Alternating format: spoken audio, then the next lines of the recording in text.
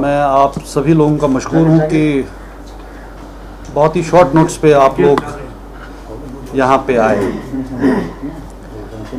آج کی جو پریس کانفرنس ہے اس میں چند اہم نکات ہیں جو ہم آپ کے سامنے اور آپ کی وساطت سے لوگوں کے سامنے رکھنا چاہتے ہیں. اس میں سے سب سے پہلا اور جو سب سے اہم مسئلہ ہے وہ یہ ہے کہ پچھلے کئی دنوں سے آپ نے بھی دیکھا ہوگا بتدریج نیوز رپورٹس آ رہی ہیں، پبلش ہو رہی ہیں، جن کے مطابق سری نگر کنٹونمنٹ بورڈ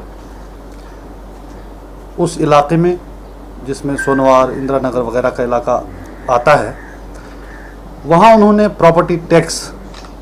لیوے کرنا شروع کر دیا ہے. یعنی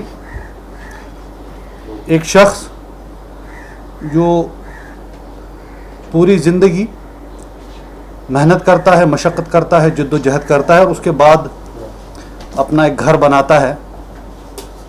اب اس سے اس گھر کے اوپر بھی ٹیکس وصولا جا رہا ہے. دراصل ہمارا یہ موقف رہا ہے کہ 5 اگست 2019 کو جب ہمارے رائٹس غیر آئینی طور سے ہم سے چھینے گئے، ہمارے تشخص پہ حملہ کیا گیا، وہ تو صرف ایک شروعات تھی اور اس دن سے آج تک لگاتار یکے بعد دیگرے سرکار کی طرف سے ایسے اقدام کیے گئے ہیں جن کا ایم یہ لگتا ہے، اور ہم بار بار کہتے آئے ہیں، جموں کشمیر کے عوام کو اقتصادی طور اور سیاسی طور کمزور کرنا ہے. اور یہ جو پراپرٹی ٹیکس کا مسئلہ ہے یہ بھی اسی کی ایک کڑی ہے. ہمارا ماننا یہ ہے کہ قانون چاہے کوئی بھی ہو، اصلاً تو کسی بھی ڈیموکریسی میں یہ قانون لوگوں کی بہبود اور بھلائی کے لیے ہونا چاہیے. دوسرا، جب ایسے قوانین کو امپلیمنٹ کرنے کی بات آئے تو اس وقت بھی لوگوں کے جو انٹرسٹ ہیں، عوام الناس، پیپل ایٹ لارج، ان کے جو انٹرسٹ ہیں ان کو مد نظر رکھنا ہے. لیکن افسوس کی بات ہے کہ آج کا وقت جہاں پہ پچھلے 1 سال سے آپ کو پتا ہے کہ پورے ملک بھر میں عموماً اور جموں کشمیر میں خصوصاً لوگوں کی کمر ٹوٹ گئی ہے. اقتصادی طور لوگ پریشان ہیں کیونکہ باقی ملک میں تو خیر صرف کرونا کا قہر تھا، لیکن ہمارے ہاں 5 اگست کو جو ہوا 2019 کو، اس کے بعد بھی لگ بھگ 1 سال لاک ڈاؤن وغیرہ کی صورتحال رہی، کرفیو رہا، اور جو اقتصادی ایکٹیویٹیز ہیں، اکنامک ایکٹیویٹیز ایک دم ٹھپ ہو کے رہ گئی. گویا ہم پچھلے 2 سال کی اگر بات کریں تو جموں کشمیر کے عوام کو کافی مشکلات کا سامنا کرنا پڑ رہا ہے. لوگ بہت پریشان ہیں اقتصادی طور، اور اس وقت ایسے حالات میں جبکہ سرکار کو یا جو باقی انسٹیٹیوشنز ہیں سرکاری، ان کو آگے آ کر ان پریشان حالات میں ان لوگوں کی مدد کرنی چاہیے. ہم دیکھ رہے ہیں کہ جو ہو رہا ہے وہ الٹا ہو رہا ہے. ایک تو یہ شخص پہلے سے ہی پریشان ہے، اس کے پاس پیسے نہیں ہیں، 2 سال سے کام نہیں ہو رہا ہے، اس پہ تو رہا یہ کہ اب ہم اس سے اسی کی پراپرٹی کا ٹیکس بھی آج ہی وصولیں گے. تو صاف لگتا ہے کہ یہ اسی ایجنڈے کا ایک حصہ ہے جس کی غرض و غایت یہ ہے کہ جموں کشمیر کے عوام کو سیاسی طور تو تھا ہی، اقتصادی طور بھی کمزور کر دینا. تو ہم یہ چاہتے ہیں اور ہم یہ آپ کے وساطت سے سرکار اور جو ریلیونٹ کوارٹرز ہیں ان کو کہنا چاہیں گے کہ یہ جو آربیٹری ڈیسیجن لیا گیا ہے جو امپلیمنٹ ہو رہا ہے، اس کو فی الفور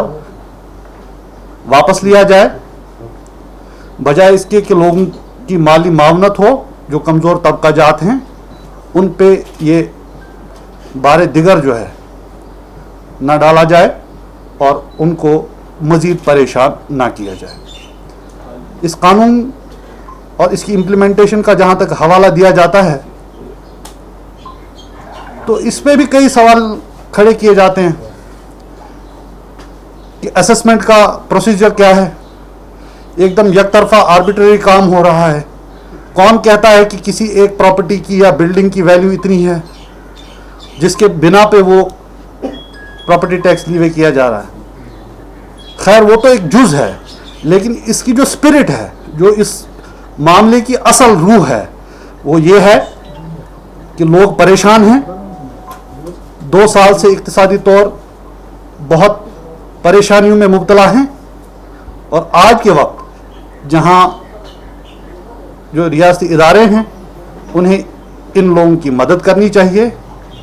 بجائے اس کے ان کو ایسے اقدامات سے اور پریشان کیا جا رہا ہے۔ آپ سب جانتے ہیں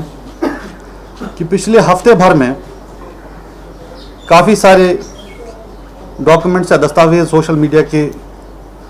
تھرو پبلک ڈومین میں آئے، وائرل ہوئے، کافی خدشے ظاہر کیے گئے، عوام میں ایک بے چینی پیدا ہو گئی۔ حالانکہ کہا یہ گیا کہ ریومر ہے وغیرہ ہے، مان لیجئے کہ ریومر ہے، تو یہ ریومر ہے اور عوام کو پریشان ہونے کی ضرورت نہیں ہے۔ ان کو یہ ری انفورس کون کرے گا، یہ کس کی ذمہ داری بنتی ہے؟ اب یہاں ایک ٹرینڈ بن گیا ہے کہ ایسے ریومرز آتے ہیں، ایسی خبریں پھیلتی ہیں اور لوگ جو ہیں وہ پریشان ہو جاتے ہیں۔ تو ایسے میں ہونا یہ چاہیے کہ سرکار کی طرف سے جو اعلیٰ حکام ہیں پبلکلی آ کے آن ریکارڈ لوگوں کو اشور کریں کہ پریشانی کی بات نہیں ہے۔